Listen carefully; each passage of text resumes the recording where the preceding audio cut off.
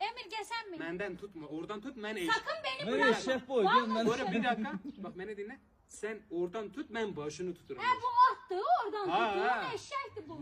Al çubuğu ver niye? Günah da eşeğe binmek. Yenge sadece bu böyle yapsan o tarafa böyle Bak yapsan çubuğu o tarafa. vurma. Bak bir dakika. Şöyle bir dakika. Bora bir vereyim. Bora bir dakika oğlum. Çubukla şöyle yapsam bu tarafa dönüyor bu kadar sen mi dönüyor? Vursam. He. Şimdi bırak. Bak Hızlıyor da. vallahi beni Çekil. düşürecek. Bak, Samet öyle sakın hiç beni şey- bırakma. Bir dakika. Hep dinliyorum. Buradan tut. Samet ben. Tut saçından tut. Hayır tutabilirim. Bir de çok hızlı gitti mi çok hoş değil. Bir dakika bırak. Tut. Bora bir Bir şey dakika. yapmaz yenge.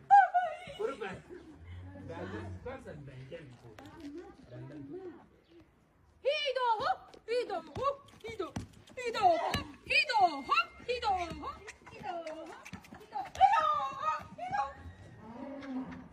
Şimdi bırak öldüm ya. Onu düşürmez korkma biraz. Yüreğini topla ya. Ha, Tamam Beni ben tutma. sallanırım aklına tersen tutmuyor. tutma. Ha, düşmezsen düşmezsen.